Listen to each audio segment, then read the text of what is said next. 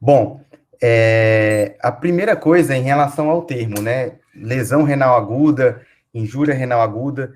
Então, agora eu faço parte do departamento de IRA da Sociedade Brasileira de Nefrologia, e no ano passado foi definido, junto com sociedades de outros países e com a Sociedade Latino-Americana de Nefrologia, então tinha a Sociedade Latino-Americana, a SBN, a Sociedade Portuguesa e a Sociedade da Espanha.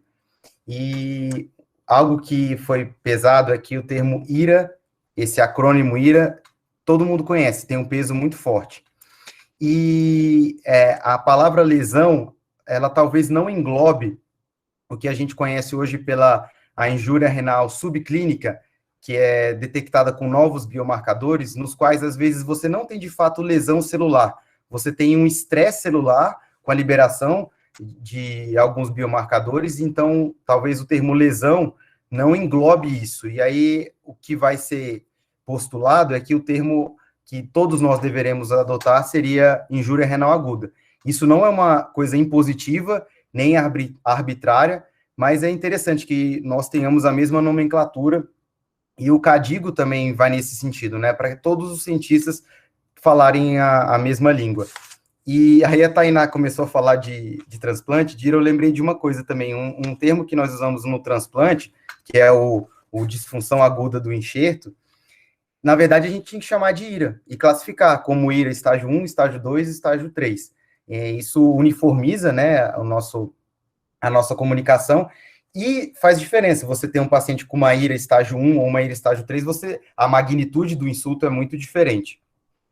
Beleza, então, vou começar aqui por um artigo que o professor Ronco publicou em 2013, falando sobre kidney attack. Então, ele usou esse título provocativo, porque a gente fala muito de heart attack, e todo mundo sabe o que é o infarto, síndrome coronariana aguda, e se menospreza muito a injúria renal aguda.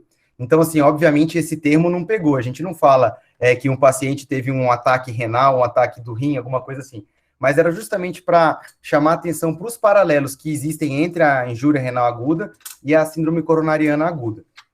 E aí, atualmente, nós podemos dividir em 4 quadrantes a situação do rim. Então, o primeiro quadrante seria esse aqui superior à esquerda, que seria um paciente que não tem injúria renal aguda. Ele não tem dano e ele não tem alteração funcional. Existe esse novo quadrante, que é o da IRA subclínica. Nesse caso, o paciente não tem alteração funcional, ou seja, não altera a diurese e também não altera a creatinina, que é um marcador de função e não de lesão. Mas você pode ter uma alteração de um biomarcador de lesão tubular, que é o NGAL. Então, nesse caso, você teria um NGAL positivo, acima desse limite definido aqui, e uma creatinina que não subiu acima de 0,3 para você definir como uma injúria renal aguda. E aí, a gente fazendo um paralelo, a gente comparando o supra do segmento ST como se fosse o aumento da creatinina. E aí, quando você tem um infarto sem supra, que você só tem um aumento da troponina, seria como se fosse essa lesão que você tem dano sem ter alteração de função.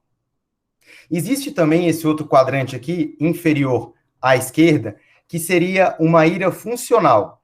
Ou seja, por exemplo, em situações que o paciente está desidratado, mas não teve lesão renal ainda, você pode ter um aumento de creatinina, mas os marcadores de lesão tubular não vão subir. Então, seria considerado uma IRA funcional. E a gente vê isso quando começa algumas medicações, por exemplo, losartan, tacrolimus, as novas glifosinas, e, por exemplo, nos pacientes pós-paratiroidectomia. Esses pacientes têm um aumento de creatinina, mas é algo funcional, é algo hemodinâmico que depois se restaura. E aí seria como se fosse uma angina, que você vai ter, você não tem critérios, você não teria aumento de troponina, por exemplo, mas tem alteração funcional aqui na perfusão miocárdica, por exemplo.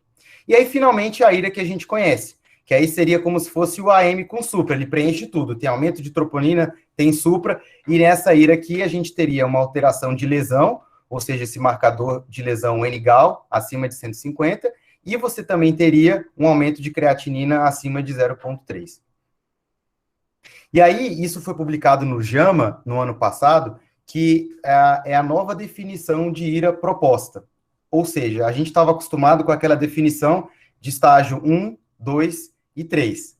Agora, continua estágio 1, 2 e 3, mas levando-se em consideração os biomarcadores. Então, por exemplo, o estágio 1A seria o paciente que tem um aumento de creatinina, que ele preenche o critério creatinina ou o critério de diurese para ir a estágio 1. Se ele tiver o aumento do biomarcador, ele vai ser 1B. Se ele não tiver, ele vai ser 1A. E assim sucessivamente para os outros estágios. Isso ainda não foi publicado no CADIGO, mas é a proposição do grupo de especialistas. E discutindo sobre esses biomarcadores, então, a gente pode dividir o que afeta o rim entre o que estressa o rim, os marcadores de estresse, os marcadores de fato de insulto, a persistência no insulto, e isso pode gerar a produção de outros biomarcadores, e o desenvolvimento de doença renal crônica quando o rim não consegue se recuperar. Os marcadores de estresse, eu vou mostrar mais na frente, os dois mais falados e que já comercialmente são disponíveis, é uma sigla, chama TIMP2 e IGF-BP7. E aí o nome comercial é o NEFR-CHECK. E aí, então, um outro parâmetro que a gente também, no futuro, vai começar a usar, seria esse RFR, que seria a reserva funcional renal, ou reserva renal funcional. Bom, o que é isso? Quando você submete o paciente a uma sobrecarga proteica, ou seja, esse teste foi validado, você dando 1 grama por quilograma de proteína para o paciente, medindo a creatinina nesse momento, e depois de 3 horas, você medir a diurese em 3 horas, repetir a creatinina no sangue e fazer a creatinina na urina, como se fosse um clearance de 24 horas, mas em 3 horas. E aí, em indivíduos saudáveis, você espera que haja um aumento de 30 ml por minuto na taxa de filtração glomerular. Se você não atinge isso, você pode ter um paciente que tem uma função de repouso normal, mas que ele não tem reserva renal funcional, ou seja, por algum motivo, ele queimou essa reserva renal funcional. E esse paciente, ele está mais sujeito a ter injúria renal aguda, por exemplo, no pós-operatório de uma cirurgia cardíaca. E talvez no futuro a gente vai fazer que nem a gente faz hoje com teste oral de tolerância à glicose. Você está em dúvida se aquele paciente é um diabético, um pré-diabético, e você faz o teste. E a gente talvez vai começar a aplicar esse teste para saber qual é o indivíduo de risco e, por exemplo, numa cirurgia cardíaca, esse paciente ter um bundle, um pacote de ações para evitar que ele, de fato, desenvolva uma injúria renal aguda clínica. Então, esse aqui seria o rim normal, uma taxa de filtração acima de 90 e uma reserva funcional acima de 30. Esse é um rim suscetível à IRA. Ele tem a creatinina normal, a taxa de filtração acima de 90, mas ele não tem a reserva renal funcional acima de 30. Então, aqui voltando naquilo da definição para o futuro de IRA, seria baseado nos biomarcadores com a creatinina positiva, seria 1A, 2A e 3A, e quando o biomarcador é positivo e a creatinina não é positiva, seria 1B, 2B e 3A. Desculpa, quando o biomarcador é negativo, é 1A, 2A e 3A. Quando o biomarcador e a creatinina são positivos, é 1B, 2B, 3B. Esse slide aqui tem um erro que eu até comentei com o professor Ronco, porque o que acontece? Nos pacientes que desenvolvem injúria renal aguda, depois de 7 dias, eles persistindo com a função renal que não retornou ao baseline, a gente classifica eles como tendo a AKD, que seria doença renal aguda, ou seja, passa de injúria renal aguda para doença renal aguda. E se em 90 dias isso não se resolve, o paciente ele é classificado como doença renal crônica.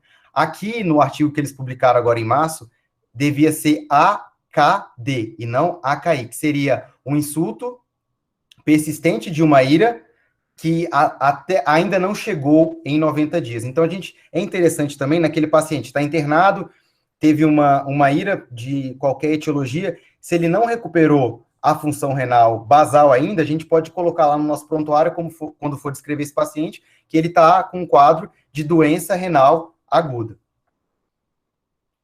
E aí, a utilidade, então, desses biomarcadores. Então, esse biomarcador aqui, o TIMP2 IGF-BP7, é um marcador de parada no ciclo celular, ele é um marcador de estresse, e o NGAL, por outro lado, é um marcador de lesão renal. No universo COVID, é interessante que 2 estudos avaliaram isso. Então, esse foi um estudo da Alemanha, foi prospectivo, observacional, com 23 pacientes que foram internados com COVID. Desses 23, 11 ficaram na enfermaria e 12 foram para UTI. E aí, o biomarcador não conseguiu definir quem ia ter IRA e quem não ia ter IRA. Então, ele não serviu para distinguir. Porém, nos pacientes que tiveram IRA e tinham o biomarcador acima de 2 nanograma por ml ao quadrado, todos esses tiveram IRA estágio 3. Então, usando um ponto de corte alto para o biomarcador, você saberia o paciente que ia ter uma IRA estágio 3. E os pacientes que tiveram IRA clínica, né, com aumento de creatinina, redução de diurese, mas o marcador foi baixo, acima de 0,3, então existe uma zona cinza, né, entre 0,3 e 2, mas nesse grupo que teve IRA, mas que o biomarcador foi menor do que 0,3, eles não tiveram progressão da IRA. Então, se foi uma IRA estágio 2, ela parou no estágio 2. Se foi uma IRA estágio 1, ela parou no estágio 1. E aí isso é interessante para você estratificar o risco dos pacientes. E aí um outro estudo no Japão, esse foi retrospectivo, todos os pacientes que eram admitidos na UTI com COVID faziam o teste urinário do NGAL. Nessa coorte, eram só 17 pacientes, 10 tiveram IRA, e eles tinham a mediana do NGAL de 93. E 7 não tiveram IRA e tiveram a mediana do NGAL de 26. E aí você, usando um ponto de corte de 73, você teria uma sensibilidade e uma especificidade boas, então, 70% de sensibilidade e 86% de especificidade, para saber quem vai desenvolver IRA e quem não vai desenvolver IRA. Então, ele tem um potencial de discriminar os pacientes na admissão.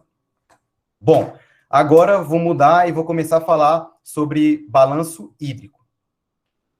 Então, a gente tem que parar, nós, nefrointensivistas, os intensivistas, os cardiologistas, temos que evitar a usar muitos fluidos, porque de que forma o excesso de fluido é deletério?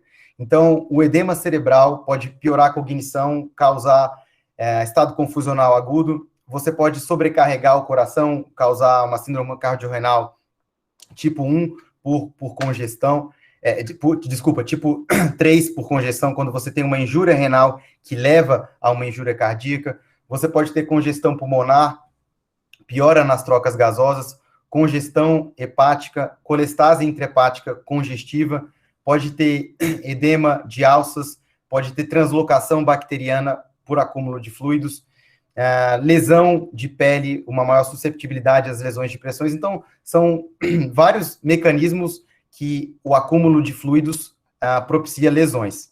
E aí tem uma nova entidade, que é a nefropatia congestiva. E como que acontece essa nefropatia congestiva? Então, imaginem que a gente tem um paciente congesto que ele tem um aumento na pressão venosa central. A veia cava dele está túrgida, está dilatada, e esse aumento de pressão venosa é transmitido para as veias renais. E o grande problema é que a cápsula renal, ela tem uma complacência baixa. Então, a pressão intrarrenal aumenta, porque o rim não pode expandir devido à cápsula, e aí o gradiente de pressão, ou seja, a diferença entre a pressão arterial média, que perfunde o rim, e a pressão venosa central, que é a pressão na veia renal, esse gradiente diminui, uma vez que aumentou a pressão na veia renal. E aí, consequentemente, com um menor gradiente, você tem uma menor perfusão glomerular. Então, é isso que está demonstrando aqui nesse modelo do glomérulo. Imaginem que o sangue está vindo aqui da esquerda para a direita. Então, aqui, quem vai ditar isso aqui é a pressão arterial média, e a saída do sangue depende da pressão venosa central, que é transmitida aqui. E aí, se você tem um aumento da pressão venosa, reduz o gradiente, diminui a filtração glomerular.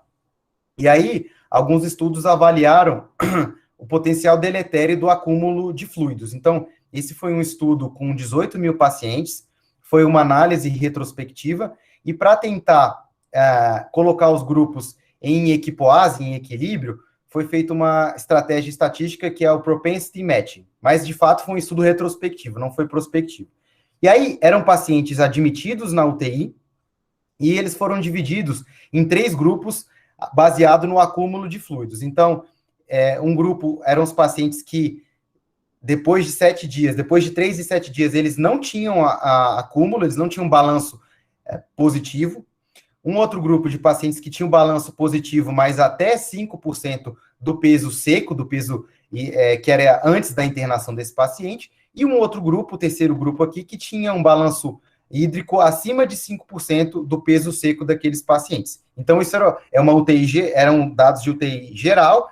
E aí, nesse grupo aqui, que os pacientes não tinham balanço positivo, com 3 dias, a mediana é que o balanço do paciente fosse negativo em menos 1 litro, e em 7 dias, menos 1,8 litro. No grupo, que era o copo cheio aqui, os pacientes que ficaram com balanço positivo, em 3 dias o balanço acumulado era de 5,8 e em 7 dias de 7,2. Isso aqui não é infrequente. A gente, passando visita de agudo, sempre anota o balanço acumulado. Em 2 dias que o paciente está na UTI, aquele paciente que chega séptico, com expansão volêmica, recebe uma transfusão por qualquer motivo, ele chega aqui muito fácil nesse acúmulo de 6 litros em relação ao peso seco dele. E aí, o que foi demonstrado?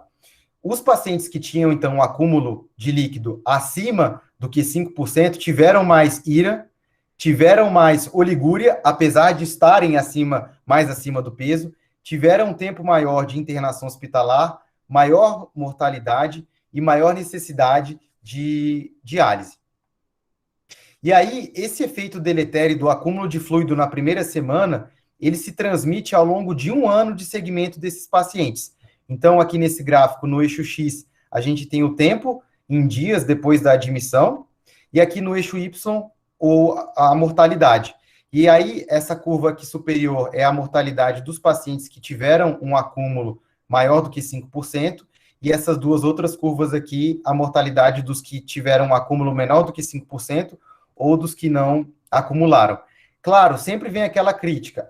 O paciente que é mais grave recebe mais fluido. Então, eu não sei se ele morre mais porque ele era mais grave ou pelo fluido, mas justamente por isso que são usadas essas estratégias estatísticas para tentar igualar os grupos em relação à gravidade, que é o propensity matching. E aí, uma brincadeira aqui, mas é algo que a gente vê com frequência. Então, aquele paciente que chega com sepse, choque séptico, e aí tem esse número cabalístico, né? Que é aquela expansão com 30 ml por quilograma. E aí, você começa a afundar esse paciente. Aí, o nefrologista passa na visita e indica furosemida. Beleza, ele começa a salvar o paciente. Mas aí, esse paciente fica hipotenso, e aí o plantonista da noite vai lá e faz mais uma expansão, e aí esse paciente afoga e a gente tem que desafogar ele com a diálise. Claro, isso aqui é uma brincadeira, eu não estou culpando nenhum plantonista da noite, mas é só porque, às vezes, por falha de comunicação, a gente, durante o dia, está tentando secar aquele paciente com a diálise, e à noite o paciente fica hipotenso, e aquela UF de 1.000 ml que foi suada para a gente tirar do paciente, a gente perde tudo aquilo com uma expansão, às vezes de 500, de 1.000 ml, de uma forma rápida. E aí, uma questão super interessante é a gente saber quanto que eu tenho que tirar do paciente, quanto que é seguro eu tirar desse paciente. E aí, agora, vários estudos, também usando métodos estatísticos sofisticados, eles têm chegado à conclusão que a ultrafiltração por dia ou por hora tem que ser em torno de 1 a 1,75 ml quilograma por hora. Para ficar mais palpável esse dado, por exemplo, num adulto de 80 quilos, o máximo, talvez, que a gente deveria tirar desse paciente em 24 horas seriam 3.300 ml. O que é postulado? Talvez, se nós formos muito agressivos em relação à ultrafiltração, a gente vai causar eventos isquêmicos, as hipotensões intradialíticas, né? Por outro lado, se nós não formos tão agressivos na remoção de fluidos, o paciente vai ter todas as consequências negativas de acúmulo hídrico.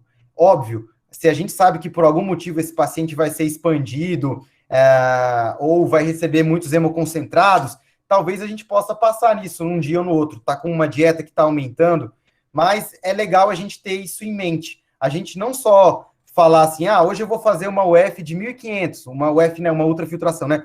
Hoje eu vou prescrever 2.500, mas tentar normalizar isso para o peso do paciente e avaliar quanto que isso daria em 24 horas. Esses valores que eles colocam por hora, eles são aplicáveis na realidade que você vai fazer uma diálise contínua, né, de 24 horas. Como na nossa realidade do Brasil a gente faz mais diálise intermitente, aí é interessante a gente ter mais ou menos esse número durante as 24 horas, né? Em números, um estudo recente agora colocou que seria 37 ml por quilograma em 24 horas. Esses 37 daria mais ou menos esses 3.000 aqui para um adulto de 80 quilos.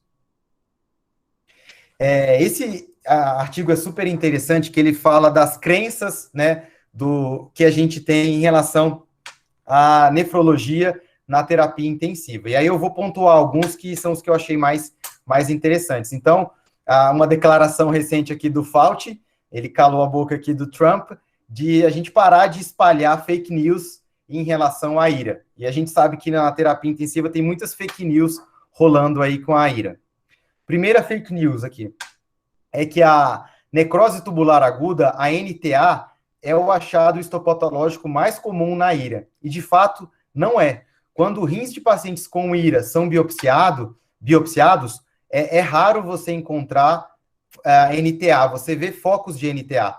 A maioria das lesões não são vistas, de fato, na microscopia óptica, e o que se acredita é que elas sejam causadas por alterações na hemodinâmica renal.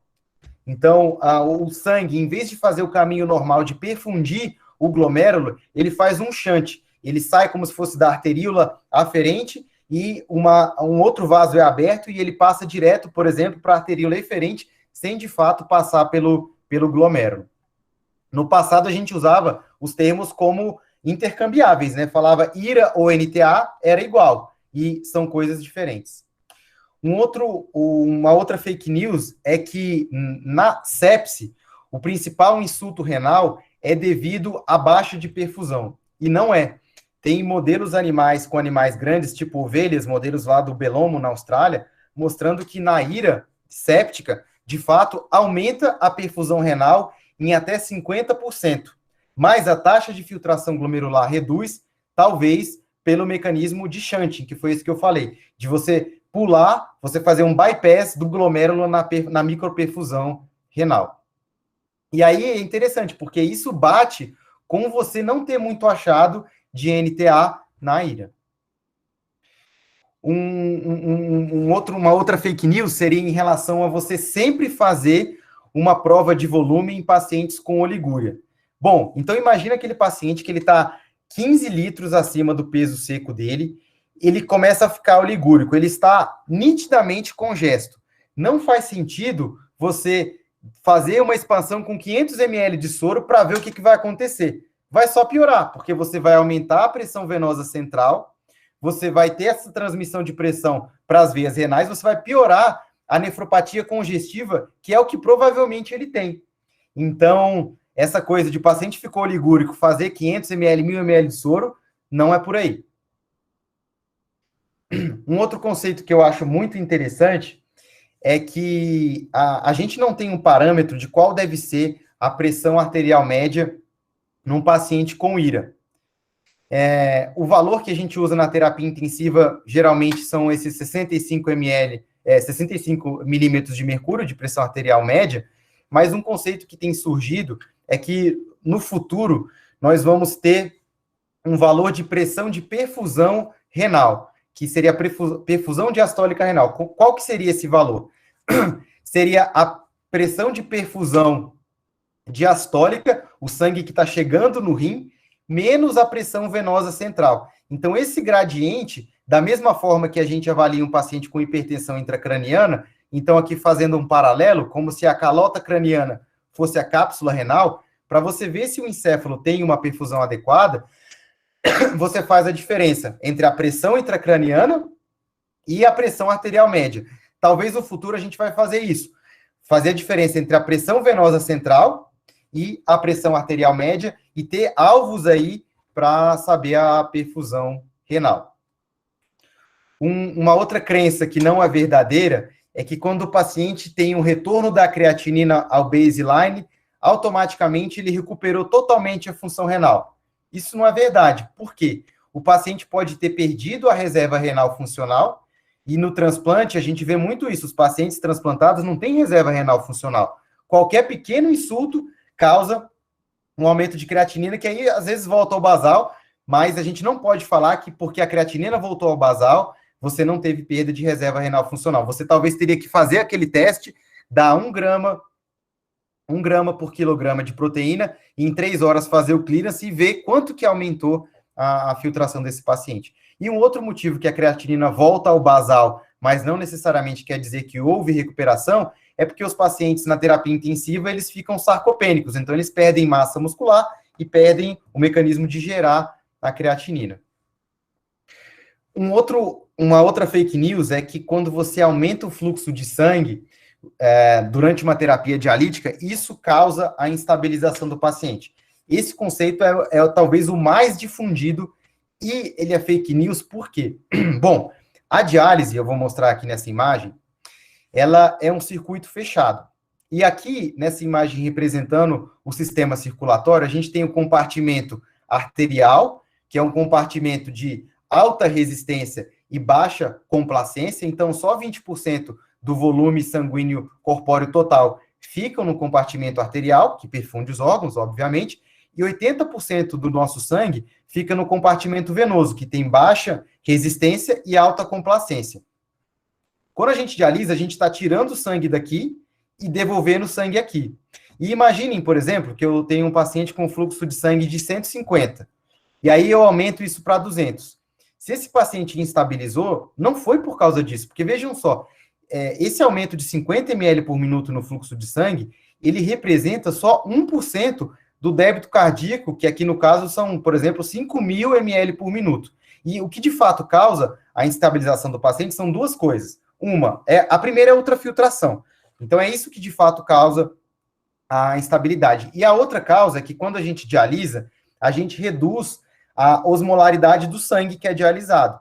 E aí, a osmolaridade dos tecidos ainda está maior do que a do sangue, então, por uma diferença de gradiente de osmolaridade, existe um influxo do fluido que está dentro do vaso para o interstício. E aí, por isso que quando a gente faz ultrafiltração isolada, como você não muda a tonicidade do sangue, geralmente você não vai ter tanta hipotensão quanto quando você faz diálise e hemodiálise, né, e ultrafiltração em cima disso, por essa alteração da osmolaridade do sangue.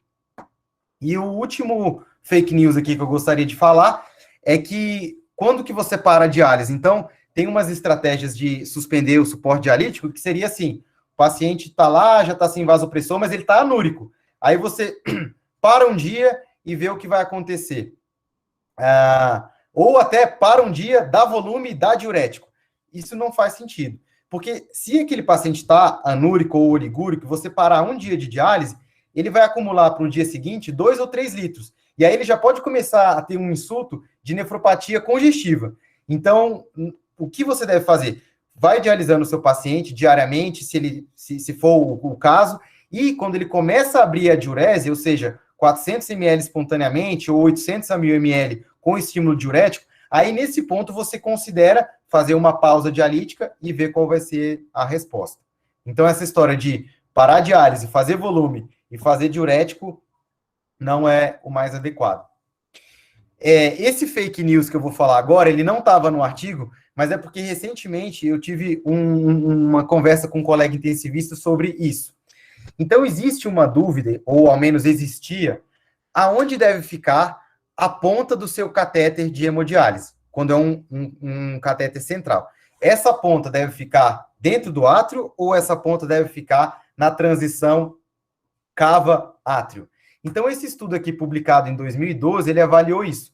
Foi um estudo com 100 pacientes, randomizado, que os pacientes que iam receber catéteres centrais, cervicais, eles eram divididos. Então, um grupo ele só poderia usar o catéter mais longo, que é de 20 a 24 centímetros. 20 centímetros se fosse jugular direita e 24 se fosse jugular esquerda. E o outro grupo de pacientes, os catéteres eram menores, de 15 ou de 20. Nesse grupo dos catéteres maiores, o alvo, na hora do implante, era colocar a ponta dentro do átrio. E nesse grupo aqui, o alvo era colocar a ponta na transição cavo-átria. O desfecho primário seria a sobrevida do circuito. Quanto tempo que aquela diálise funcionaria sem coagulação do seu circuito. E o desfecho secundário seria complicações e a dose entregue para o paciente. O grande problema, né, seriam as complicações. Quais são as complicações temidas? Por exemplo, eu desencadear uma arritmia pela ponta do meu catéter e estar no átrio, ou eu causar uma perfuração de átrio, tentando colocar o catéter lá, ou eu causar uma perfuração de ventrículo, um tamponamento cardíaco. Mas isso não foi visto. Então, quais foram os resultados? Quando você tenta colocar a ponta dentro do átrio, o seu circuito dialítico sobrevive mais, ele tem um melhor funcionamento, tá, do que quando você coloca na transição. E não tem diferenças em relação à arritmia, perfuração do átrio direito ou tamponamento. E a gente tem que trazer um conhecimento dos crônicos. Quando a gente coloca um permicate, o nosso alvo, de fato, é colocar a ponta dentro do átrio. E aí esse estudo mostrou que nos agudos é a mesma coisa. Você tem que almejar que a sua ponta do catéter esteja no átrio, você vai ter menos disfunção daquele acesso com essa estratégia.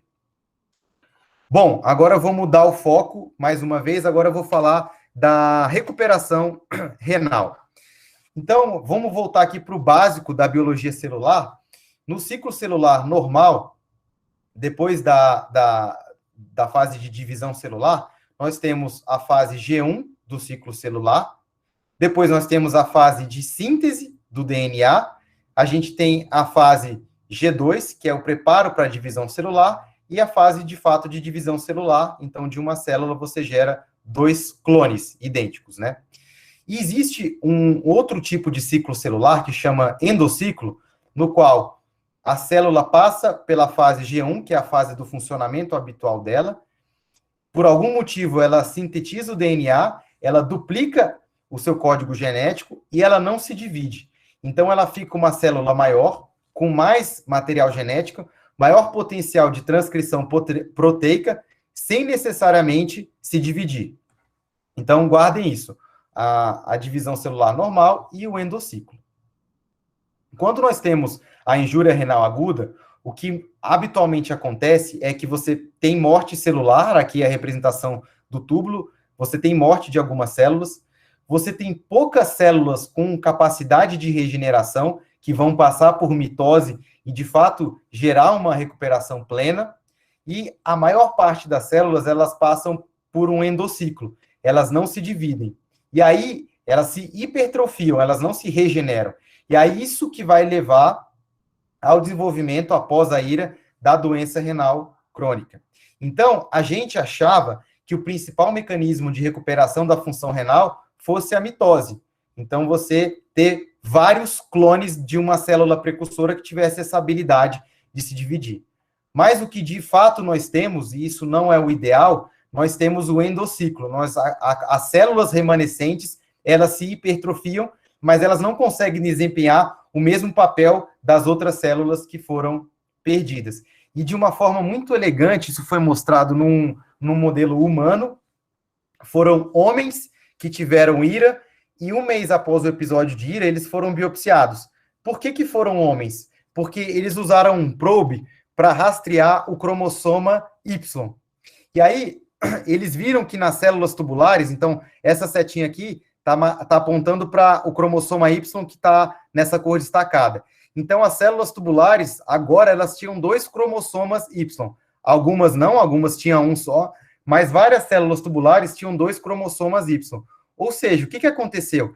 Essa célula continua sendo a mesma célula, mas ela duplicou o seu DNA, por isso que ela ficou com 2 cromossomas Y.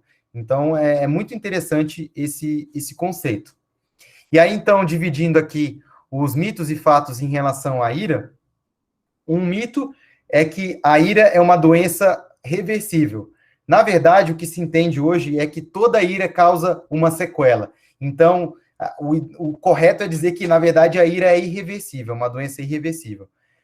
Acreditava-se que o túbulo tinha um alto potencial de regeneração, acredita-se que isso não é o fato, que acreditava-se que as células que sobreviviam ao insulto, elas se dividiam, elas primeiro se desdiferenciavam, elas iam para um estágio precursor e depois se dividiam, e só uma pequena parcela de células tubulares tem essa habilidade. A maior parte das células, elas passam pelo endociclo e elas se hipertrofiam, e que o desenvolvimento de doença renal crônica, ele é uma consequência não da fibrose, porque a gente achava que assim, temos que evitar a fibrose, porque a fibrose causa perda de função renal. Na verdade, não.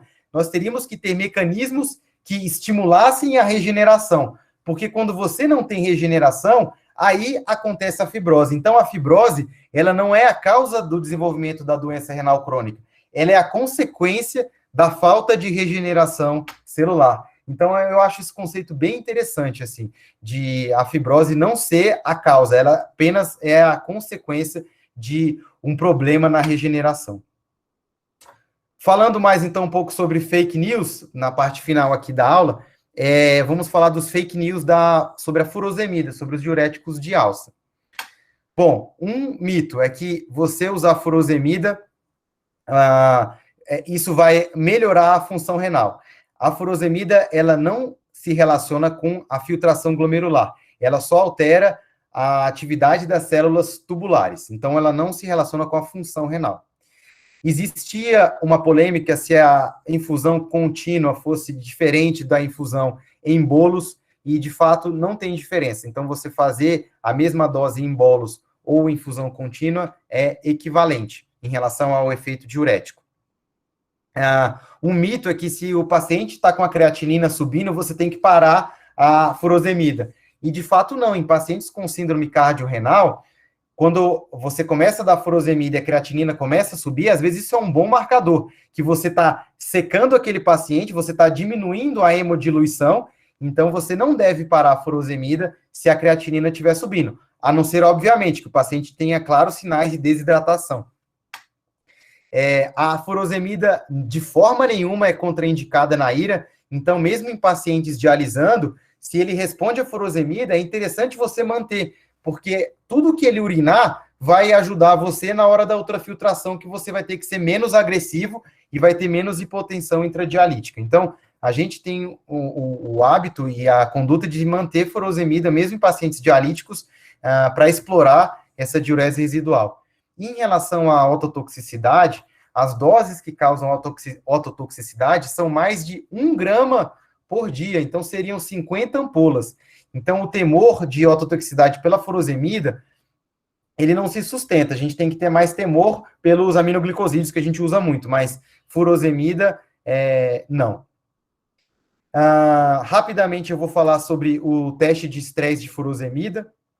É interessante notar agora que vários intensivistas já conhecem o teste de estresse, mas, conceitualmente, o teste de estresse, ele se aplica só a pacientes com IRA estágio 1 ou estágio 2, porque ele foi desenhado para saber se pacientes com IRA estágio 1 ou 2 iriam progredir para o estágio 3. Se você tem um paciente lá na UTI que já tem 5 de creatinina e você dá furosemida para ele, você não pode falar que você está fazendo um teste de estresse de furosemida, porque ele já está no estágio 3. Mas você pode fazer furosemida por aquilo que eu falei, para explorar a diurese residual. Beleza, então o teste realmente, como ele foi concebido, em pacientes estágio 1 ou 2, você faria 1 miligrama por quilograma, se ele tivesse sem diurético, se já tivesse usando, 1,5 miligrama por quilograma. Após 2 horas, avaliaria a diurese, e se a diurese fosse maior do que 200 ml, a chance dele desenvolver estágio 3 seria muito baixa. A acurácia desse teste é de 0,87 aqui na curva ROC. Por outro lado, se ele tivesse uma diurese menor do que 200 ml, muito provavelmente esse paciente vai evoluir para o estágio 3 da injúria renal aguda. Nessa coorte aqui de 77 pacientes que tinham IRA estágio 1 ou 2, 33% foram para o estágio 3 e 67% não foram para o estágio 3. E aí, baseado no teste, você consegue, com uma precisão muito boa, saber quem vai para esse lado da ira dialítica e quem não vai para o lado da ira dialítica. Essa foi a última convenção sobre prevenção da lesão renal aguda, porque é muito difícil a gente prevenir, porque o nefrologista ele é chamado quando já está estabelecida, né, a injúria renal aguda. Bom, eu vou só falar sobre os bundles, assim, porque tem um artigo recente que foi publicado mostrando, é o primeiro artigo mostrando o benefício de você usar biomarcador e aplicar o bundle. Bom, o que é bundle? Em primeiro lugar, o bundle seria um pacote, a tradução seria um pacote de medidas aplicadas em todos os pacientes que estejam em um determinado contexto no hospital. Então, por exemplo, a gente sabe que para os pacientes intubados, a gente aplica automaticamente esse bundle. Deixar o leito elevado, interrupção diária na sedação, para avaliar o nível de consciência do paciente, profilaxia de úlcera de estresse, profilaxia de trombose venosa profunda e higiene oral. A gente aplica isso para todos os pacientes intubados. E aí, em relação à ira, um bundle proposto seria você monitorar a função renal diariamente, você usar outros métodos para avaliar a função renal, ou seja, usar a sonda urinária, você documentar o balanço hídrico, porque, assim, parecem coisas meio óbvias, mas não são. Eventualmente, você perde um balanço e você fica sem um parâmetro. Bom, um outro item desse bundle seria avaliar diariamente o ajuste das medicações e se tem medicações nefrotóxicas. Um outro ponto desse bundle, você tentar evitar soluções como a solução salina 0,9%, porque pelo alto teor de sódio ela pode causar mais acidose hiperclorêmica, e você evitar aporte excessivo de potássio do paciente. Não é raro a gente vê um paciente com injúria renal aguda recebendo aquele soro padrão com a adição de potássio. E aí, então, foi esse estudo que eu falei. Esse estudo foi publicado agora, dia 8 de março. O nome do estudo é o PREV-AKI Trial. Então, foi um estudo com 12 centros, prospectivo, em pacientes de cirurgia cardíaca, 280 pacientes. Esses pacientes, quando eles estavam sendo submetidos à circulação extracorpórea, ao bypass, depois de 4 horas, eles tinham a medição do NephroCheck, que são aqueles 2 marcadores de estresse renal. Se o biomarcador fosse maior do que 0,3, esse paciente era considerado um paciente de risco para a ira. Aqui não eram pacientes com doença renal. E os pacientes foram randomizados para receberem o bundle Cadigo, que consiste naquilo que eu já falei. Então, você parar medicações, por exemplo, IECA, BRA, evitar aminoglicosídeos, você evitar soluções com alta concentração de sódio, você monitorar creatinina, balanço, diurese e evitar que o paciente tenha hiperglicemia. Então, esse era o bundle Cadigo. E metade dos pacientes foram para o tratamento padrão das terapias intensivas nas quais eles se encontravam.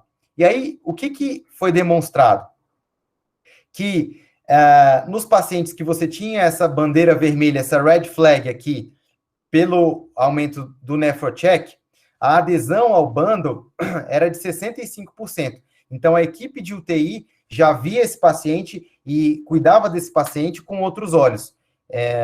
Outra coisa que foi visto, não teve diferença em relação à incidência de ira. Então, a pessoa pode falar, então isso aí não funciona para nada. Porém, não teve diferença para ira lato sensu. Quando você subdividia em ira estágio 2 ou 3, o grupo que foram aplicadas, que foi aplicado o bundle, teve menos incidência de ira estágio 2 ou 3. Então, isso é um dado promissor, é interessante. E é claro que, assim, gente, no ambiente da cirurgia cardíaca é tudo muito mais fácil, é um ambiente controlado, você sabe quando vai ser um insulto, mas é algo alentador para o futuro da utilidade dos biomarcadores. Não para falar, esse vai dialisar, esse não vai dialisar. Não, mas para estratificar e direcionar o cuidado maior aos pacientes de alto risco. Então, para encerrar, 4 mensagens. Evitar balanço positivo, A recuperação da função renal é principalmente guiada pelo endociclo e não pela mitose.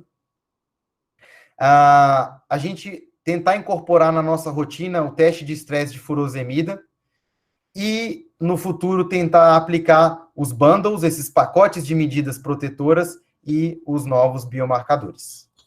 Então, eu encerro aqui e, novamente, eu agradeço pelo convite. Obrigado.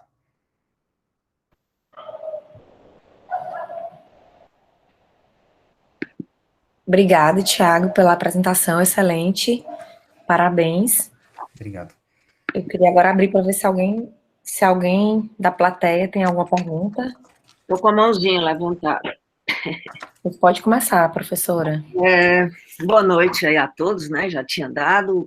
Tiago, parabéns, sua aula foi muito didática, muito atualizada. Eu estou falando isso porque a Tainá, outro dia eu falei para ela, Tainá, eu estou recebendo aqui da Nature um artigo de revisão de AC, né? E eu não sei se eu vou ter tempo de avaliar, mas eu fiquei tão encantada com o trabalho, que era justamente do Kellon e do Ron, que ainda não foi publicado, né? E ele, como é artigo de revisão, ele fala justamente da AC, da AQD e da doença renal crônica, essa evolução, né? Então, ele coloca até o AC subclínico também, que é o funcional, e você não tem praticamente nada, absolutamente nada. E que, na realidade, esse aí nunca vai ser um AQD, né? E ele coloca até como se fosse assim uma interseção. Quem tem AQD pode ter lá a doença renal crônica. Quem tem AQD também tem uma interseção com a AQI, certo? Certo. E o que eu achei interessante, e eu até quero dividir isso com você, é que o subclínico, não necessariamente, ele vai ter essa interseção com o AQD, né? E tem certo momento que ele coloca como se tivesse uma interseção. Já que ele é subclínico, ele não vai evoluir para um AQD, né? E isso é uma das coisas. Claro que cada paciente é um paciente. A outra coisa, o AQI, ele coloca 7 dias. 7 dias. Mas quem define esses 7 dias? Porque, não, é arbitrário, Não, clinicamente, nós temos uma recuperação aí, de um cara rígido, jovem, que faz um modelo, modo de dizer, isquêmico, ele tem 15 dias para recuperar clinicamente, né? Então, por que ele define 7 dias? Tudo bem, é um workshop, eles se reuniram e definiram, mas eu realmente não sei por que 7. E aí ele considera AQD.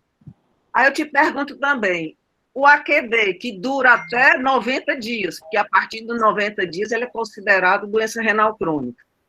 Por ele estar lá nos 80, ele não já é considerado, talvez, um AQD? Ele vai ter, como você mesmo falou, é irreversível. Então, ele vai ter sequela. E no momento que ele tem sequela, ele se torna um CKD, né? Sim. Um CKD. Entendeu? Sim. Mas é tudo muito... A interseção é muito grande entre todos esses né, AQI, AQD e doença renal crônica, né, e CKD. Que tudo bem, mas eu estou dizendo assim porque, na realidade, é muito difícil você colocar e dizer, não, é isso, e isso aqui vai reverter, não vai ter mais nada, né, como eles muitas vezes querem colocar. E, na prática, a gente sabe que não é bem assim, né, principalmente você aí que está vivendo aí esse momento. A outra coisa que eu achei muito interessante, Tiago, é que ele já define a necrose tubular aguda, né? Tubular acute necrosis, ele tira o necrosis e ele coloca o injury, a injúria. Então, não é mais necrose tubular aguda, é injúria tubular aguda, porque, na realidade, não é a necrose. Quando você tem a enzimúria, quer dizer, o biomarcador lá, você não tem a necrose, né? Então, a gente usa um termo que é de, sei lá, 60 anos atrás, essa terminologia, necrose tubular aguda. Então, existe essa tendência também, você sabe disso, tem um artigo do Osterman, do Critical Care, tem vários outros, mesmo do Ronco, do Kellum, que já usa até essa definição, os mais novos, no JASNA, no Kidney International, né? Eles usam já essa terminologia, não de necrose, mas de injúria, né? Uhum. Então, assim, o que você acha de tudo isso? Porque é uma renovação dentro dos livros, os livros vão ter que mudar isso aí. Uma outra coisa também que sempre me importunou, que não é o tema seu, mas quando se fala em injúria renal aguda pós-obstrutiva, e a gente está lendo lá nos livros, está lá a uropatia obstrutiva por aumento de próstata, por qualquer coisa que, na realidade, isso aí já é uma doença renal crônica, porque um aumento de próstata que leva a uma lesão renal aguda obstrutiva, que eles colocam, ou um tumor de bexiga, alguma coisa assim, você sabe que o rim já é crônico, ele não é mais agudo. O que define o agudo é a descida de cálculo bilateral, que aí o rim está totalmente bom, pum, ele vai e obstrui.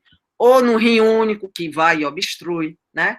Então, o que você acha disso que ainda está lá nos livros, que já vem uma coisa muito antiga, quando se define, né, que situações como crescimento de uma próstata vai dar uma lesão renal aguda? Não, ele já tem uma doença renal crônica, e isso aí vai ser agudizado. Eu não sei se você concorda, né? Então... Eu acho que, em relação à primeira parte, né, da terminologia do AQD, foi só porque tinha uma zona cinzenta, tinha uma definição arbitrária de 7 dias era IRA, é o que a gente tinha, e depois de 90 dias era DRC, CKD. E aí não tinha nada no meio. Então, pela essa necessidade de criar uma terminologia, eles colocaram isso. Eu acho que para tentar uniformizar o que as pessoas, o nosso linguajar, a nossa nomenclatura. Mas é puramente arbitrário mesmo. Porque é 7, não 10 ou 15, é arbitrário. Uma outra coisa que é muito interessante é que, assim, essas IRAs são subclínicas até o ponto que a gente começar a ter acesso aos biomarcadores. Era que nem quando a gente não tinha troponina. Antes da troponina, era um IAM subclínico, porque, né, não tinha alteração no eletro e tal. E a partir no artigo do Ronco recente, ele fala isso, que a gente vai começar, quando a gente tiver acesso ao biomarcador, vai ser uma IRA subfuncional. Não tem alteração de função, mas tem. Então, esse nome eu achei fantástico, subfuncional. Né? E a outra coisa, qual foi a outra coisa, Elizabeth, que a gente falou? Foi a última coisa aqui, que agora me Da obstrutiva. da obstrutiva, isso. Que eu acho que o que vai suprir isso que você está falando é a gente começar a tentar estandardizar, fazer um padrão de um teste de reserva renal funcional. Porque aí o paciente chega com uma creatinina de 0,8, ele é normal, aí a gente faz um teste. Eu nunca fiz esse teste, eu não sei fazer, mas assim, isso é descrito já, né? Faz 1 grama por quilograma de proteína, vê depois de 3 horas, e se esse paciente ele não aumenta em 30 ml por minuto da filtração dele, ele não é um paciente com rim normal, ele já tem uma lesão, ele já queimou a reserva renal funcional dele. Então, talvez no futuro a gente vai usar isso, e tem um estudo muito elegante mostrando isso na cirurgia cardíaca, que eles pegaram pacientes com a função renal normal, fizeram esse teste, foi lá em Vicenza esse estudo, e os pacientes que não tinham um aumento de 15 ml tiveram mais IRA do que os que tinham um aumento maior do que 15 ml, ou seja, tem um risco maior de ter IRA clínica mesmo, desenvolver IRA.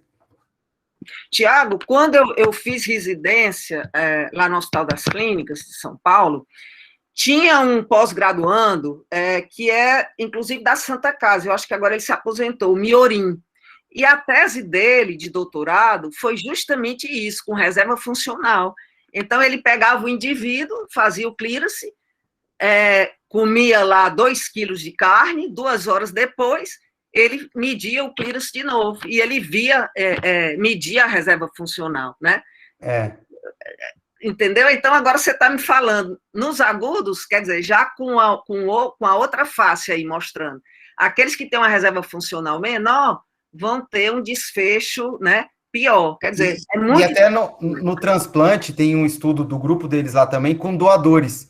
Os doadores vivos, eles fizeram a reserva renal funcional dos doadores vivos, e aqueles que tinham mais reserva renal funcional tinham uma função renal pós-doação melhor do que os que tinham menos. E todos eram normais, porque eles foram até liberados para doação, né?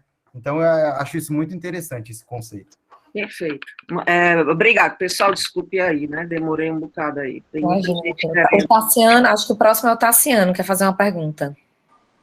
Boa noite a todos. Boa noite, Thiago. Tudo bom? E aí, tudo bem? Parabéns pela explanação, realmente foi bem atualizado, né? Como todo mundo já comentou. Obrigado. E eu queria perguntar um pouco sobre diálise no paciente COVID, né? Você falou muito na questão do balanço hídrico, né? E como você teve essa experiência lá na Itália, né? No início e tal. Eu tô aqui passando visita quase que diariamente numa das unidades COVID do JF, que acho que foi um do hospital que mais abriu leite de terapia intensiva para a COVID aqui no Ceará.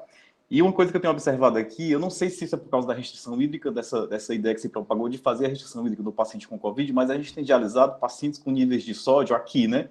Tanto que eu queria até saber como é que tem sido com vocês aí em Brasília, com o pessoal de São Paulo, como é que foi lá na Itália, quando você estava lá. Se estava acontecendo isso, eu tenho dialisado pacientes aqui com níveis de sódio 170, 180, até 190 a gente tem dialisado aqui.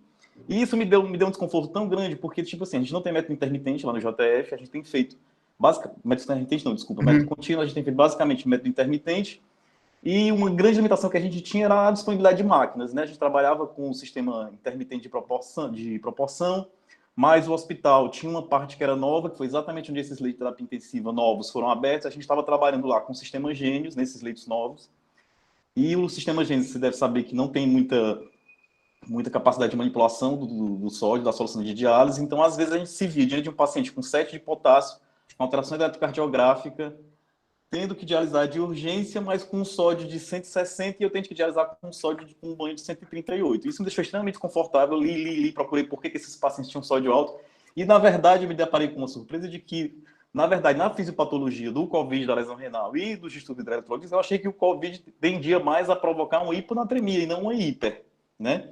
Então eu queria saber, assim, o que foi na sua prática lá na Itália, o que você viu em relação a isso, né? E o que você teria a dizer, tipo assim, outra coisa que eu tinha visto muito também, quando eu começava a dialisar esses pacientes, é que eles estabilizavam muito, mesmo com taxas de UF muito baixas, que era praticamente o que eu prescrevi todas as diálises desses pacientes, colocavam taxa de UF de 200 ml por hora, 300 ml por hora, e mesmo assim eles estabilizavam demais. Os intensivistas colocavam o nível de noro lá nas alturas, porque eles estavam naquela coisa desesperada de negativar o balanço, e a gente com a limitação de ter muita diálise, não conseguir dialisar todo mundo estendido, e eu tenho que dialisar. E o pessoal querendo filtrar, ultrafiltrar a qualquer custo, tem que aumentar a nora. Então, me diz aí mais ou menos qual foi a sua vivência nesse sentido. Então, foi muito legal. Eu já botei aqui um slide de uma outra aula, que é de Covid, mas é justamente porque responde 100% da sua pergunta. Então, assim, quando eu estava lá, por volta de abril, que ficou a situação horrível em toda a Europa, eu estava numa lista de e-mails que tinha todos esses caras, tinha o Ravindra Mehta, o John Kellogg, o John Prowley, que é o cara que fala muito de hipervolemia e tal, o ronco. E aí, a impressão de todos eles foi essa sua mesma impressão. Como durante 2 décadas os nefrologistas sempre falaram evitar o balanço positivo, os pacientes COVID chegavam com um pulmão de SARA, que não é de hipervolemia, mas é de exudação, né, de SARA mesmo, de inflamação, as pessoas tentavam secar os pacientes que não precisavam, que já estavam hipovolêmicos. E aí eu trouxe esse estudo aqui. Você está conseguindo ver o meu slide? Tô conseguindo. Então, foi um estudo na Espanha que eles avaliaram retrospectivamente todos os casos de IRA nesse hospital aqui, durante o COVID, né? Foi publicado agora, em 2021. 3.000 pacientes. E aí eles revisaram o prontuário, viram as histórias, os exames, e um comitê com 8 nefrologistas definiu qual foi a principal causa daquela IRA daquele paciente. E 70% das vezes era por desidratação ou hipovolemia. Então, é isso que a gente vê. O paciente ficou 8 a 10 dias em casa, febril, inapetente, com vômito, diarreia. Ele chega desidratado, mas o raio-x engana a gente que seja congestão. A gente tenta secar, ou seja, a gente tenta tirar de onde não tem para tirar, E a principal causa de ira no COVID não é aquela coisa, tempestade de citocina, não. É desidratação. É desidratação mesmo. Esse que é o entendimento, assim. Pois é, o negócio é a gente tentar convencer os intensivistas disso, porque eles colocaram essa ideia de que não... Mas a culpa é nossa. Porque a culpa é nossa. Porque era a gente que passou para eles, né? Parece que a gente passou da época do fluxograma de Rivers, que todo mundo ficava com balanço super positivo, e agora foi para o outro extremo. Eu vejo colegas de todos os estados falando isso, né?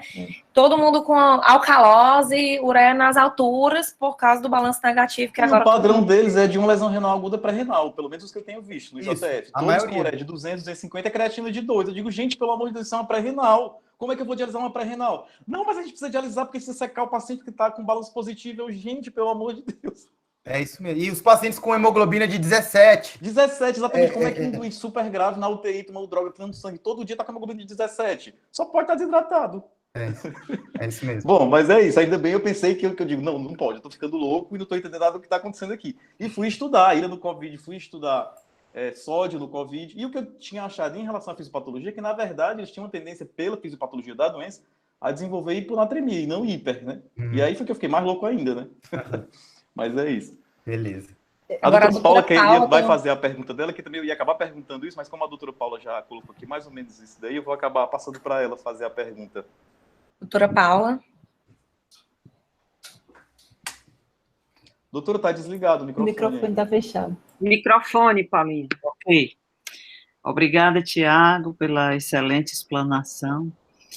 E a dúvida que eu tinha colocado era essa, na sua experiência, no que você viu na Itália, no que você tem visto, você tem preferido as terapias contínuas nos pacientes com COVID, infecção grave, sepse grave, porque aqui nós temos visto os pacientes, rapidamente eles contraem infecção respiratória com germes multiresistentes, né? A gente vê pacientes que já estão no 17º antibiótico, antifúngico, muito hipotenso, como dialisar esses pacientes? Não, eu acho que esses pacientes, quando chegam na gente, a maioria das vezes eles não precisam de retirar volume, né? Então, você fazendo qualquer uma das modalidades, eu acho que é equivalente. Agora, esse paciente que já é um paciente com uma internação prolongada, normalmente ele já reverteu esse quadro, ele passa do desidratado para o hipervolêmico. Aí talvez ele se beneficie de uma terapia contínua, não por causa de qualquer coisa de citocinas ou nada, só por você conseguir diluir a quantidade de UF pelo número de horas, né? Seria só pelo benefício da ultrafiltração, assim, na minha opinião, que é o que eles colocam de UF rate, o ritmo, a taxa, seria a tradução, assim, a taxa de ultrafiltração, quantos ml quilograma por hora. Certo. Mas você tem, assim, vocês têm usado, então, independe, diálise intermitente, é o que tiver? Assim, no nosso hospital agora, ele fez um convênio com a Secretaria de Saúde, então 85% dos pacientes são SUS. E nesses pacientes a gente não pode fazer uma diálise além de 4 horas. Então é aquela loucura de tentar tirar em 4 horas... E dá errado, né? Os pacientes têm hipotensão intradialítica, você tem que parar a diálise. Então, quase todos os pacientes, se a gente pudesse fazer terapia contínua, eu acho que esses com droga vasoativa e você precisando ultrafiltrar, sei lá, 3, 4 litros, seria contínua pensando nisso, assim. Tá bom, obrigada. Nada. Agora a Isadora levantou a mão também, né? Oi, boa noite a todo mundo da SBN Ceará. Eu sou da SBN-DF, batendo no peito aqui de orgulho do Tiago ser nosso diretor científico, puxar um pouquinho a sardinha para o nosso lado, né, Tiago? Bom, eu tenho uma dúvida com relação à congestão renal, porque é muito negligenciado esse diagnóstico, né? Às vezes a gente só consegue fechar o diagnóstico depois que a gente dialisa o paciente e no dia seguinte ou 2 dias depois o paciente começa a urinar, recupera muito rapidamente. Então, eu acho até bom esse diagnóstico, porque é aquele que você vê o paciente, 2 dias depois, você tira aquela pressão intrarrenal, ele urina bastante, começa a recuperar.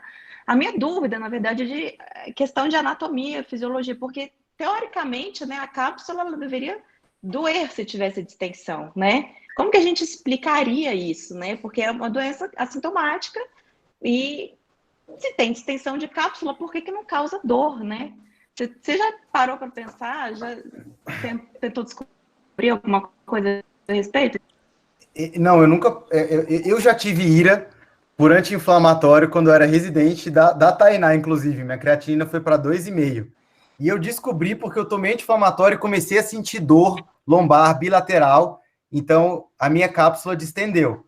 Mas eu não estava sedado. Então, eu acho que se o paciente pudesse falar, ele ia falar, ô, tô com dor no rim aqui. Mas a gente vê muito paciente com síndrome cardiorrenal com esse diagnóstico. Então, aquele paciente que está consciente, orientado, mas está com uma IC descompensada, e aí ele está bem, sem queixa, sim, né? Tá piorando a creatinina, você está vendo, reduzindo a diurese, até tem aquela oligúria que até engana, passa vários dias ainda, o paciente inchando, sim, mais. Você dialisa 2 dias, o paciente está ótimo. Eu tive um paciente recentemente que foi incrível, fração de ejeção terrível, o paciente tinha avaliação para transplante cardíaco. A gente estava até pensando em transplante duplo e ele abriu a função renal, assim, 2 sessões, literalmente. Eu não sei por que não dói, mas, assim, é fato que a cápsula renal, ela não é complacente, tanto que no transplante a gente tem aquelas coisas críticas, né, de ruptura renal, porque a pressão, às vezes, no rim aumenta e a cápsula não contempla aquilo, né? Mas eu não sei. Interessante, né? Eu nunca pensei nisso. Ou talvez porque a doença cardíaca, ela é crônica, ela não é tão aguda e existe uma adaptação aí. E chega a um ponto, de qualquer forma, quando você retira, né, ele realmente melhora, porque reduz o edema. Mas aquele edema foi criado, talvez, é um pensamento mais lento. Não foi uma coisa aguda, né? Quando ele é agudo, dói. Inclusive, na leptospirose, que é uma nefrite intersticial aguda, tem paciente que se queixa de... Não é uma dor imensa, mas ele reclama que está doendo, né?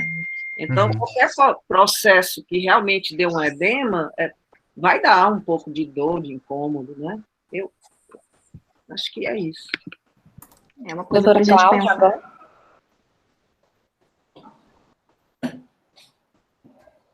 Tá desligado o microfone, doutora. Tá bom, não tinha percebido, desculpa. Parabéns, Thiago, pela excelente aula, excelente revisão e pela toda a sua experiência. Eu vou mudar um pouquinho o rumo da pergunta, voltando lá para a base da classificação, né? Acho que, não me lembro se tem uns 2 anos ou um pouquinho mais, saiu um artigo no Nature sobre doença renal aguda, injúria renal aguda, falando algumas críticas à classificação, em termos tanto das limitações da creatinina quanto do débito urinário, né?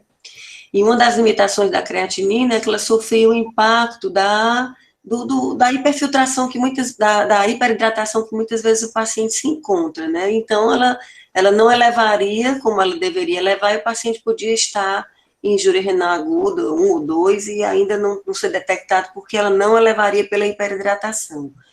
E existem fórmulas, né, para ajustar essa creatina para o estado volêmico do paciente. Eu não tenho nenhuma experiência com essas fórmulas que ajustam essa creatinina. Achei as fórmulas complexas e eu não tenho uma experiência zero. Só cito isso quando eu vou dar aula para os alunos, certo? Aí eu queria saber, primeiro, se você tem ou experiência, ou se esse conceito, essa ideia mudou, porque eu não sei.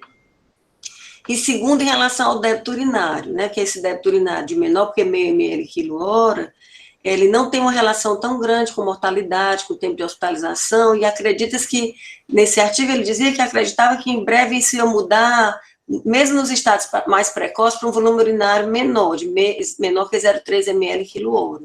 Eu não vi nenhum artigo falando que isso evoluiu, mas como você já mostrou um artigo que já está fazendo uma nova classificação, inclusive com biomarcadores, né, que é essa que você mostrou no começo, que a gente não dispõe desses biomarcadores, pelo menos aqui na nossa realidade, o que a gente dispõe mesmo é a creatina e o débito.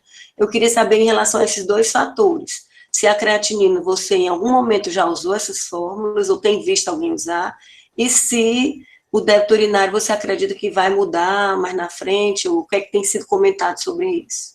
Bom, em relação a esse fator de diluição, né, da creatinina, quem mais estuda isso é uma brasileira que está lá em San Diego, a Etienne Macedo.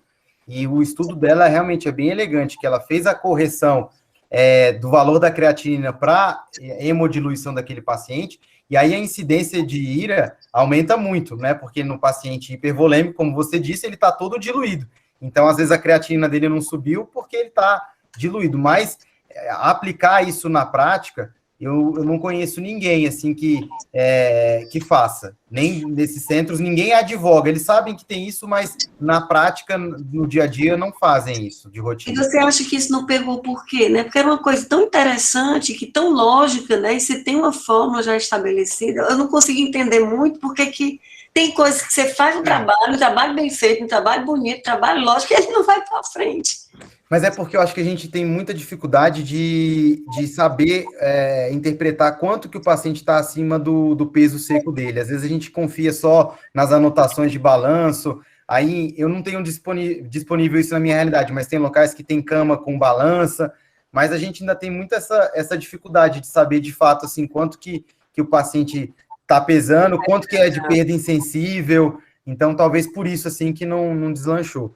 E também ninguém dispõe de rotina de aparelho de bioimpedância multifrequencial, então o estado hídrico do paciente, quanto ele tem de hiperidratação, que seria uma saída, né, talvez. Isso, talvez. E em relação a outra coisa da diurese, eu acho que isso pelo menos não tem nenhum movimento de mudar isso. Eu acho que os parâmetros de diurese vão ser mantidos, e recentemente eu li um artigo sobre choque cardiogênico, síndrome cardiorrenal tipo 1 e tudo, e aí o que foi mostrado é que o parâmetro da urina é mais sensível para a IRA até, né, do que só a creatinina. Então eu acredito que nos próximos anos a definição não vai mudar em relação aos limites de diurese, assim, acho que vai ser mantido aquele 0,5. Realmente o volume urinário é mais sensível. O problema é que parece que esse meio ml quilo-hora, principalmente no estágio 1, ele é sensível demais, né? Então, super classificaria. Então, talvez se você colocasse esse limite mais para baixo, você tivesse uma classificação mais real, né? Mas realmente também eu só vi esse artigo comentando e não vi essa coisa seguindo, né? Obrigada aí, Tiago, pelos pelas perguntas. A Tainá disse que vai até às 9, então dá tempo para uma última perguntinha aqui, 4 minutos. Tem até a ver com o que a doutora Cláudia está sendo falar, né? A gente viu que, eu acho que está talvez tendo uma mudança de um período de balanço muito positivo, aí do reconhecimento dos malefícios desse balanço positivo, e as pessoas começando agora a pegar um pouco pesado com o uso de diurético, com o balanço negativo. E é uma dúvida na hora de definir a UF, até de indicar diálise. Você tem, você que andou por vários centros aí, que medidas objetivas você mais usa na definição da volemia do paciente e do quanto você vai ultrafiltrar? Porque eu acho que é uma dúvida da maioria dos nefrologistas, né? Uma dúvida bem do nosso dia a dia. E se existe alguma medida nova sendo estudada para ajudar a gente na definição da ultrafiltração e do estado volêmico do paciente? Janaína, deixa eu só aproveitar o teu gancho, porque se eu fosse fazer uma pergunta, era essa a pergunta que eu ia fazer, então eu quero só aproveitar o gancho dela e perguntar o seguinte: o ultrassom é uma ferramenta que você usa no dia a dia para essa definição? É isso que eu ia falar. Eu acho que o ultrassom é o mais promissor, porque é o que tem a beira-leito, mas eu acho que quem vai trazer essas informações não vai ser o nefrologista, vai ser o intensivista. Então, no caso, ele vai mostrar esses dados que ele levantou, esse paciente tem linha B aqui no ultrassom de pulmão, a colapsibilidade da veia cava dele está essa, e aí a gente junto vai tomar essa decisão, porque até na nossa rotina de ver tantos pacientes, não dá para você parar naquele paciente, fazer um ultrassom de pulmão, fazer um ultrassom de cava, você vai perder 30 minutos. E você está vendo 15 pacientes, 20 pacientes, mas eu acho que o que é mais promissor é em relação ao ultrassom, principalmente pulmão e cava. A gente sabe que tem vários vieses, muitas imprecisões, mas tudo é impreciso. Então, é uma informação a mais. Então, você vai palpar o edema maleolar, que é o que a gente faz, vai ver se tem edema dorsal, vai passar o ultrassom de pulmão, fazer e o balanço, mas sinceramente o que eu faço é o balanço, eu tenho que confiar no balanço. A coisa mais objetiva que a gente tem é o balanço, mas, por exemplo, na rotina da nossa UTI, a perda insensível de alguém de 40 quilos é igual de alguém de 150 quilos, que é colocado lá. É claro que isso é impreciso, né? Mas então, vocês, na sua UTI, vocês levam em consideração as perdas insensíveis, então, para o cálculo do balanço. O intensivista, eu só trabalho assim, né? Eu não... Mas leva-se. Aqui o pessoal não leva, né? Aqui a gente trabalha com balanço hídrico, aquele simples, né? Somou, diminuiu, somou o que entrou, somou o que perdeu, subtrai um do outro e a gente vê ali o que ficou de positivo ou não, né? Mas nunca leva em consideração a perda insensível. Mas entra mais ou menos na nossa conta da nossa cabeça, né? Não entra lá em números, né? A gente acaba fazendo conta, né? Do que vai entrar e tal, e vai uma estimativa de quanto vai positivar nas próximas 24 horas. Mas, por exemplo, uma dificuldade que a gente tem demais aqui nas nossas UTIs aqui no Ceará, não sei como é que é aí. Eu acho que é tudo igual. A gente não consegue ver balanço acumulado. Tassiano, eu acho que o mundo inteiro é igual. Todas as dificuldades que a gente por tem... exemplo, balanço hídrico acumulado, eu nunca sei. Aí eu fico aqui. O intensivista quer que a gente ultrafiltre, né? E aí ele quer que a gente ultrafiltre, mas assim, eu acho que existe uma hora que chegou a hora de ultrafiltrar, já negativei, mas até quando que eu vou negativar? Será que não existe uma hora em que eu tenho que parar e ver, poxa, será que eu já negativei o suficiente? Ou eu vou continuar ultrafiltrando? Porque nos pacientes com Covid, o que eu tenho sentido é que chega uma hora que a gente ultrafiltra, e o cara chega uma hora que ele não aguenta mais. Não, e aí no caso, se a gente tiver assim, fazer lá ultrassom pulmonar, fazer ultrassom de cava, tem coisas mais complexas, por exemplo, fazer ultrassom Doppler de veias hepáticas, eu tenho pessoas estudando isso, mas na prática da terapia intensiva, isso não se torna factível, assim, você vai ficar uma hora com o paciente, né? Então, acho que só o de pulmão, talvez, e o de cava, que dá para você fazer, talvez, ali em 5 minutos, assim, você possa... E uma coisa que a gente não usa muito, que no Brasil, a medida da pressão venosa central, porque, assim, não se usa muito a pressão venosa central para a gente saber em relação à expansão volêmica, ela não ajuda muito. Mas talvez ela ajude para a gente saber em relação à congestão renal. É muito fácil você medir a PVC, e aí talvez, às vezes, num paciente que você suspeite que ele esteja com congestão renal, e aí ele tem uma PVC alta, aí talvez ele caiba nele o diurético, entendeu? Por exemplo. Ou uma UF maior, algo assim. Assim, para avaliar responsividade hídrica, né, até que tem algumas coisas que o pessoal até faz, assim, tem feito aqui, essa questão da delta de pressão de pulso, né, paciente que já está lá com PAI e tal, tem feito. Outra coisa que tem sido feito aqui também, lá no JF, monitor de débito cardíaco, né, aquelas provas, mini prova de volume, né, para avaliar débito cardíaco. Mas aí sim, no Covid, todos os problemas apareceram, né? Então você não tinha PAI para todo mundo, você não tinha monitor de débito cardíaco para todo mundo, e aí a gente acabou indo realmente mais na questão do balanço mesmo. Mas eu fico totalmente muito desconfortável ainda quando eu vou lá, que eu vejo, eu não sei qual é o balanço acumulado. E aí, eu vou ultrafiltrar até quando, né? Sim. Eu acho que o pessoal da HC também deve ter o mesmo desconforto que eu sinto, né, lá no JF. Acho que eu quero agradecer mais uma vez a apresentação do Thiago, a disponibilidade, muita gente ainda a essa hora, né, aqui na reunião. É um assunto de interesse de todos mesmo. Muito obrigada, vamos finalizar agora, então. Obrigado a todos. Muito obrigada, Thiago, pela presença. Obrigada. Boa noite.